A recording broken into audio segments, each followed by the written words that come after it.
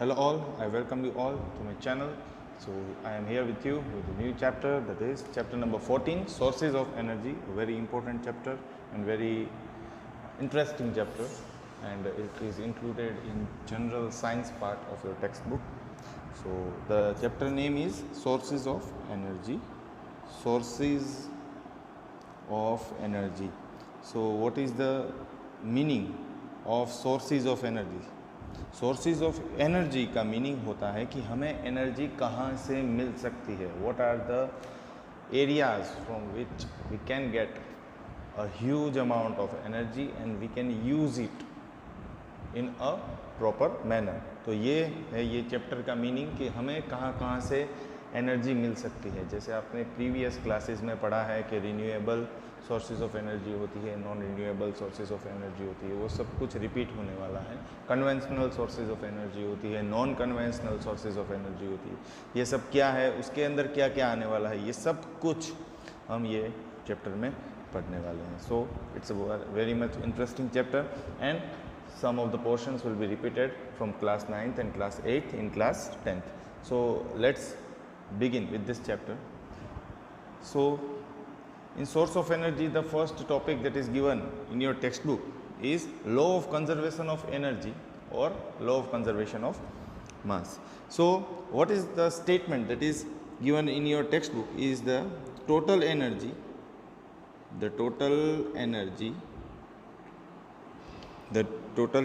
during physical or chemical process.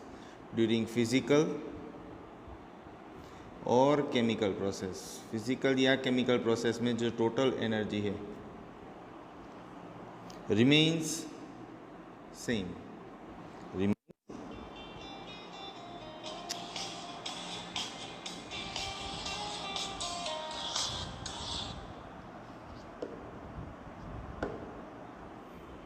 Same. Okay. So the total energy during physical or chemical process remains same. इसका मतलब क्या होता है कि कोई भी एक प्रोसेस हो रही है जिसमें कुछ साइज में फ़र्क हो रहा है, कुछ शेप में फ़र्क हो रहा है, वो कोई भी प्रोसेस है. जैसे कि बर्निंग ऑफ कैंडल, उसमें फिजिकल चेंज भी आता है और केमिकल चेंज भी आता है, तो टोटल एनर्जी है वो सेम रहेगी. ठीक है स्टूडेंट. पर जब कन्वर्जन होता है मतलब कि पहले कैंडल थी और उसके साइज में रिडक्शन हुआ, तब वो एनर्जी कन्वर्जन में थोड़ा बहुत लॉस हो गया है. ठीक है, हमें बहुत ही कम यूजेबल एनर्जी मिली है. यूजेबल एनर्जी हमें क्या मिली जब बर्निंग ऑफ कैंडल हो रहा था, तब हमें यूजेबल एनर्जी लाइट एनर्जी मिली. पर जब वो कन्वर्जन हुआ तब कई सारी एनर्जी है वो वेस्ट हो गई. किसके फॉर्म में वेस्ट हो गई? वेपर के फॉर्म में वेस्ट हो गई, गैस के फॉर्म में वेस्ट हो गई. समझ में आ रहा है स्टूडेंट्स? तो कोई भी फिजिकल और केमिकल प्रोसेस में क्या चीज़ होता है कि भाई पूरे की पूरी एनर्जी तो कांस्टेंट ही रहने वाली है, पर जो हमें यूजेबल एनर्जी मिलेगी, हम जो काम कर सकते हैं, जो एनर्जी हमारे लिए एडवांटेजियस है, वो एनर्जी हमें कम प्रोपोर्शन में मिलने वाली है. ठीक है, और ज़्यादा से ज़्यादा एनर्जी है वो वेस्ट हो जाएगी. ठीक है, तो इससे हम एग्जाम्पल से ही समझने वाले हैं. तो ये मैंने एक केमिकल प्रोसेस दिखाई है जिसमें मीथेन गैस है वो ऑक्सीजन के साथ बर्न हो रहा है. ये है मीथेन का मॉलिक्यूल और ये है oxygen molecule, methane compound and oxygen molecule. Methane जो है वो आपको नेचुरल गैस का मेन कॉन्स्टिट्यूएंट की तरह मिलेगा. ठीक है. So when methane burns in the presence of oxygen it will produce two products. Which are the two products? That is carbon dioxide and water.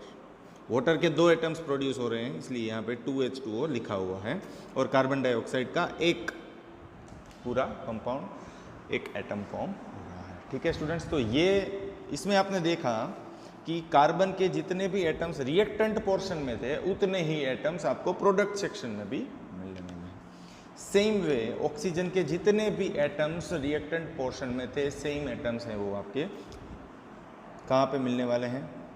Product side पर. आपको ये जो वाटर है वो वेपराइज फॉर्म में, in the form of gas, it will be release into the atmosphere.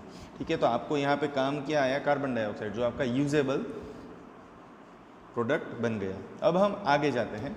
Law of conservation of mass, मतलब इसमें मास है उसमें भी कुछ फर्क पड़ा कि नहीं वो भी देखना पड़ेगा. ठीक है.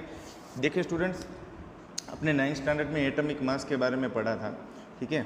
तो अगर आप CH4 का एटॉमिक मास कैलकुलेट करोगे तो उसका 16 ग्राम आएगा। कितना आएगा? 16 ग्राम। सेम वे ऑक्सीजन का एक का होता है 16, तो 2 into oxygen that becomes 32, so total year it is 32 into 2, total 4 atoms होंगे, इसलिए यहाँ पे 64 गिना गया है। तो 64 plus 16 becomes 80 grams in reactant side. तो ये इसके पूरे का एक एटॉमिक मास है 80 ग्राम। ठीक है ना स्टूडेंट्स? अब यहाँ पे क्या बना स्टूडेंट्स? कार्बन डाइऑक्साइड और वाटर बना है। ठीक है स्टूडेंट्स, कार्बन डाइऑक्साइड और वाटर बना है। तो उसमें आप देख सकते हो in carbon dioxide and water, carbon का एटॉमिक मास होता है 12, ऑक्सीजन का एक का 16, तो 12 plus 32 becomes 44। Same way water का अगर आप गिनती करोगे तो 18 ग्राम मिलेगा। तो आप देख सकते हो, तो 44 plus 18 will become 44 plus 18 two 36 will become 80 gram. तो आप देख सकते हो मास तो सेम ही रहा है। मतलब क्या हुआ कि स्टूडेंट्स, जब भी बर्निंग ऑफ कैंडल वाला एग्जाम्पल पे फिर से हम जाते हैं कि हमने एक कैंडल लगाई है, उसको हमने इग्नाइट किया है, अब कि वो कैंडल है वो बर्न हो रही है, उसकी साइज़ रिड्यूस हो गई। तो उसमें अगर आप वो गैस जो भी रिलीज़ हो रहा है, वो वाटर वेपर जो भी रिलीज़ हो रहा है, उसको आप कलेक्ट करोगे और उसको उसके मास को अगर आप प्लस करोगे मेल्टेड कैंडल के साथ। ठीक है, मेल्टेड कैंडल में क्यों बोल रहा हूँ? जो पहले कैंडल थी उसकी साइज़ बड़ी थी, उसकी साइज़ बड़ी थी। अब जो कैंडल है उसकी साइज़ छोटी हो गई है। क्यों? क्योंकि वो मेल्ट हो गई है। तो इसका मास अगर आप वाटर वेपर के साथ और जो गैस रिलीज हो गया उसके साथ ऐड करोगे स्टूडेंट्स, तो it will become equal to the mass of this original candle. ठीक है स्टूडेंट्स, तो हमें यूजेबल एनर्जी, इसमें हमें यूजेबल एनर्जी क्या मिली थी स्टूडेंट्स? Light energy. ये जो लाइट है वो हमारी यूजेबल एनर्जी। तो इसके साथ बहुत सारी एनर्जी वेस्ट हो गई, जो मैंने पहले भी आपको ऑलरेडी बता दिया है। ठीक है स्टूडेंट्स, तो अभी हम आगे जाते हैं।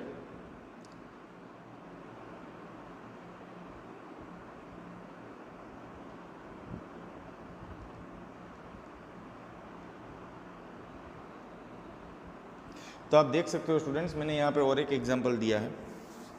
ठीक है, कंजर्वेशन ऑफ मास का, जिसमें आपको बताया गया है, मैंने बताया था कि ये है कैंडल। ठीक है, जो बर्न हो रही है, एक्चुअली ये बर्न हो रही है, इसलिए क्या क्या फॉर्म में एनर्जी लूज़ हो रही है? ये इसके फॉर्म में लूज़ हो रही है एनर्जी, ये लूज़ हो रही है। ठीक है, और गेन हमें ये लाइट एनर्जी के फॉर्म में गेन हो रही है। गेन हो रही है मतलब ये यूजेबल एनर्जी है, ये यूजेबल एनर्जी है। ठीक है, जो बहुत ही कम अमाउंट में है, और ये लूज़ हो रही है वो बहुत ही ज़्यादा अमाउंट में है। तो इससे हमने क्या कंक्लूड किया? इससे हमने एक चीज़ कंक्लूड कर ली कि energy in usable form, in usable form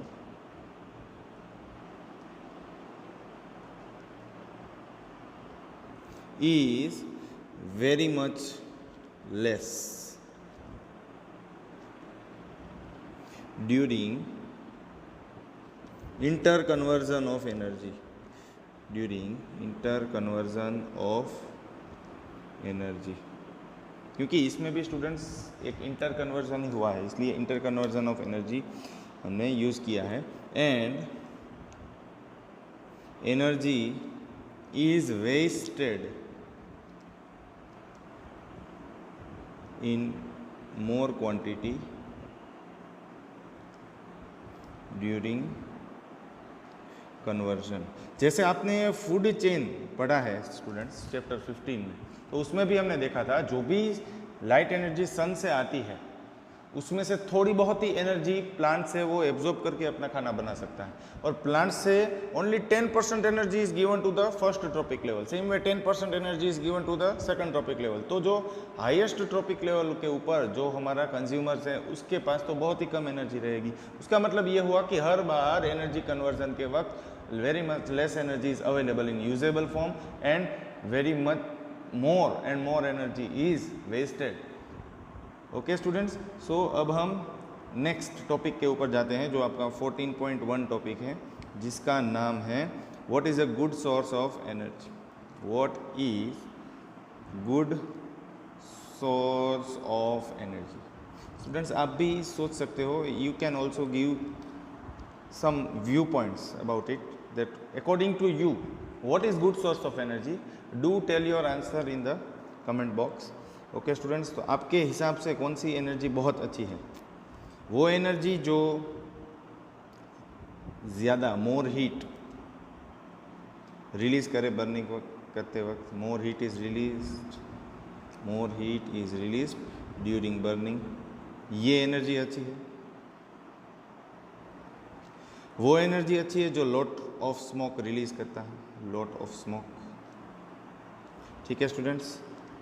या फिर वो एनर्जी अच्छी है कि जो इजीली अवेलेबल है,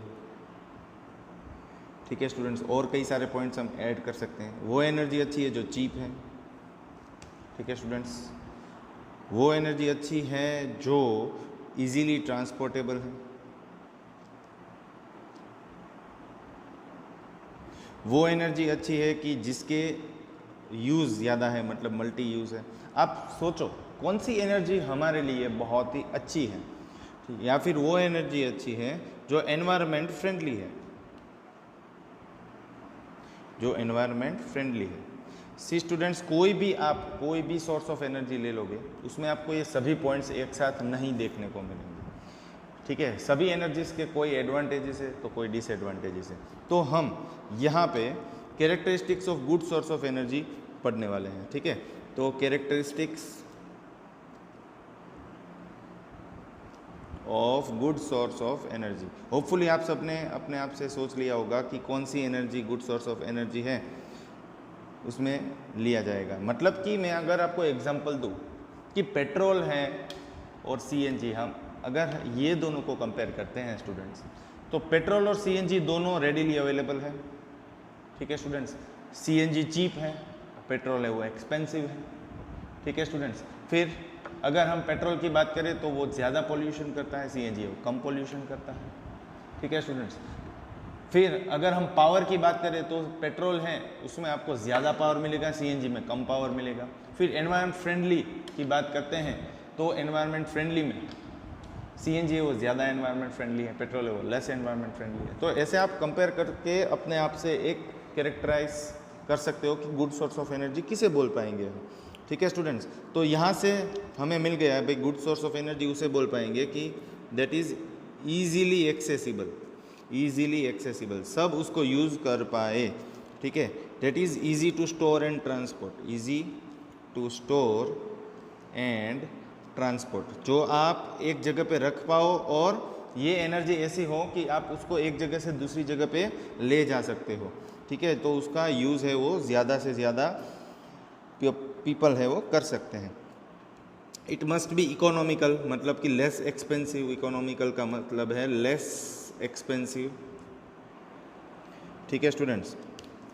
दैट इज़ मोर एफिशिएंट, मतलब कि वो हमें large amount of work they, large amount of work per unit volume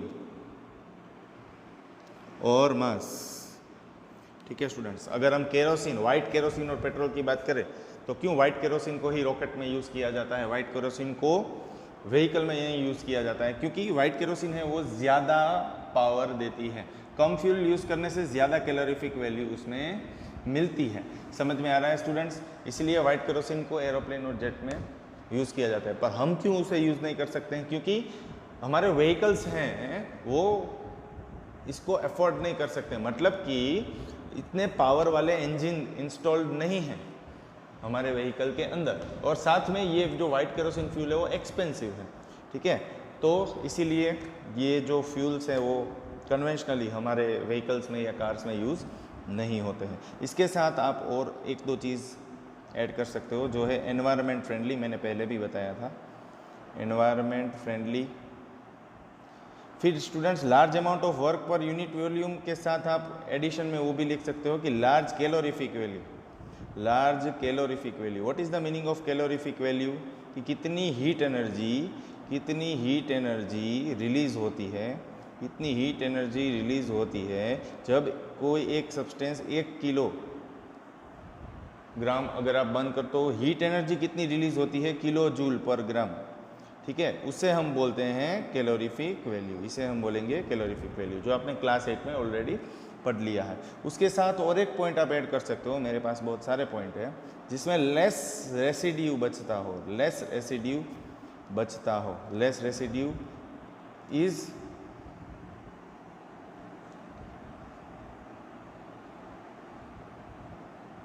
left. ठीक है ना students, less residue is left. तो ये सभी एनर्जी है वो हमारे काम की है, मतलब एक ऐसा सोर्स मिल जाए जो हमें एक एनर्जी दे जो बहुत ही इजीली अवेलेबल हो, जो बहुत ही इकोनॉमिकल हो, जो इजीली ट्रांसपोर्ट हो पाए, जिसकी कैलोरीफिक वैल्यू अच्छी है, जिसमें रेसिड्यू नहीं बचता है, जो एनवायरनमेंट फ्रेंडली है, जो हमें अच्छे से अच्छा पावर निकाल के दे सकता है। ऐसी एनर्जी को हम गुड सोर्स ऑफ एनर्जी बोल सकते हैं। बहुत ही इंपॉर्टेंट क्वेश्चन है जो 2 मार्क में पूछा जा सकता है। तो what are the characteristics of good source of energy, so you can